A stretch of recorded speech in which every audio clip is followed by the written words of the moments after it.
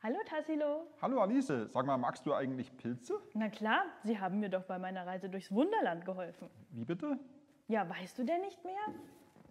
Die rauchende Raupe, die saß auf einem Pilz und je nachdem von welcher Seite vom Pilz ich etwas gegessen habe, wurde ich größer oder kleiner. Ich glaube eher, du hast irgendwas völlig Falsches gegessen. Spaß, ich weiß doch, dass das nur eine Geschichte von Lewis Carroll ist. Aber Pilze kommen immer wieder in Mythen und Sagen vor. Also ich kenne solche Geschichten eher aus Märchenbüchern mit Fliegenpilzen und Zwergen und Feen und Elfen, die im wilden Ringelreigen eben durch den Wald tanzen und so merkwürdige Kreise hinterlassen. Du meinst Feen oder Hexenringe? Genau. Diese wurden ganz unterschiedlich erklärt von den Menschen. Manche denken, Feen oder Hexen hätten in der Nacht ein wildes Fest gefeiert und wild im Kreis getanzt. Andere denken, dass Drachen über das Feld geflogen sind und Kreise mit ihren Schwänzen im Gras hinterlassen hätten. Und in Holland denkt man, dass der Teufel einfach nur sein Milchkännchen an dieser Stelle abgestellt hat. Kannst du aber auch erklären, wie die wirklich entstehen? Ja, da muss man eigentlich ein bisschen die Pilze genauer betrachten. Das, was wir so gemeinhin als Pilz bezeichnen, ist ja eigentlich nur die Frucht des Pilzes, der Fruchtkörper.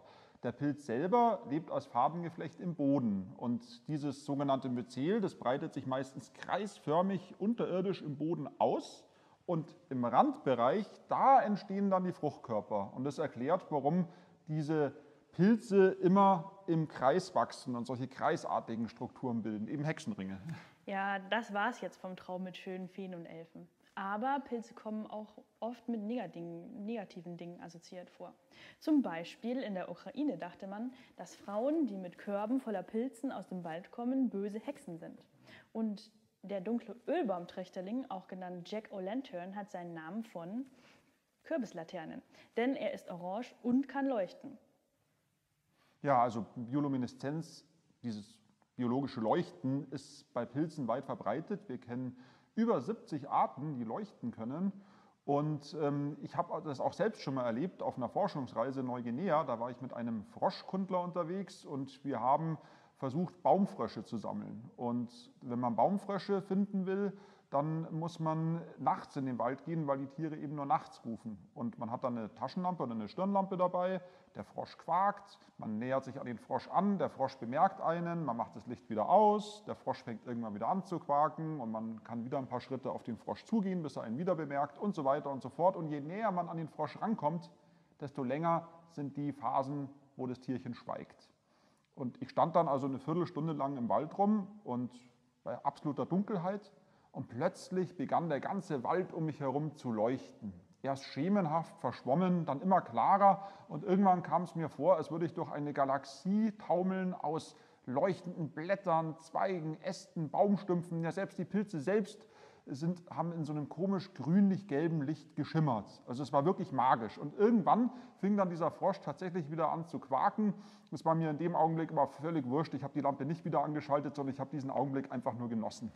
Ja, und bei uns wird dieses Leuchten auch Fuchsfeuer genannt. Und schon Aristoteles hat es als totes, leuchtendes Holz beschrieben. Denn die Pilze, die leuchten, wachsen gerne auf totem Holz.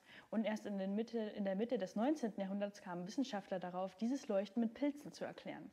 Heutzutage wissen wir, dass es sich hierbei um Biolumineszenz gehandelt hat. Kannst du auch erklären, wie diese bei Pilzen funktioniert? Also Biolumineszenz gibt es ja nicht nur bei Pilzen, man kennt sie vor allem von Glühwürmchen oder auch von leuchtenden Meeresorganismen wie Quallen oder Tintenfischen. Und bei den Pilzen weiß man tatsächlich erst seit relativ kurzer Zeit, was für ein Stoff da genau verantwortlich ist. Es ist wie bei den anderen auch ein Stoff aus der Stoffklasse der Luciferine, Hydroxyhispidin, 3-Hydroxyhispidin heißt der Stoff. Und wenn der enzymatisch abgebaut wird und zerfällt, dann wird dieses Licht eben als Biolumineszenz abgegeben. Und wir Menschen haben auch gelernt, wie wir dieses Leuchten nutzen. Zum Beispiel wurde es als Beleuchtung in der Turtle benutzt, im ersten U-Boot, das gebaut wurde. Ja gut, aber ich meine, Pilze als lebende Lampen, das ist natürlich eine sehr ausgefallene Anwendung. Man hat Pilze schon viel, viel, viel länger genutzt. Also man weiß zum Beispiel, damals war die Sahara noch grün, dass die viele Felsenmalereien in dem Tassili-Gebirge in der Sahara, dass dort auch Pilze dargestellt wurden. Also Malereien, die 5000 Jahre alt sind, die Schamanen zeigen, die wild um Pilze herumtanzen. Und auch aus Mesoamerika kennt man solche Schamanen und Riten und Zeichnungen. Vor allem die Steinfiguren, die an Pilze erinnern, sind sehr bekannt geworden. Robert Gordon Wasson war damals der Erste, der die Pilzfiguren und die verwendeten Pilze untersuchte. Und in den 1950er Jahren startete er die ersten Studien an psychedelischen Pilzen. Diese sind heute besser bekannt als Magic Mushrooms, die das Bewusstsein erweitern können. Das klingt verrückt, oder? Ja, also Magic Mushrooms, das ist die Pilzgattung Psilocybe. Die heißt auch wissenschaftlich Psilocybe. Und wie das in der Chemie üblich, wird dann so eine Verbindung, wenn man sie zum ersten Mal isoliert hat, dann auch nach dem Organismus benannt. In dem Fall eben Psilocybin. Und dieses Psilocybin ist ein Stoff aus der Stoffklasse der Serotonine. Und Serotonin ist ja das menschliche Glückshormon. Und das Psilocybin dockt dann an exakt dem gleichen Rezeptor an und sorgt dann eben für eine gute Stimmung, für eine Euphorisierung. Was auch der Grund dafür war, dass sie damals in den 60er Jahren oft missbraucht wurden und die medizinischen Studien eingestellt wurden. Erst heutzutage in den 2000ern haben die ersten Wissenschaftler wieder angefangen, am Psilocybin zu forschen.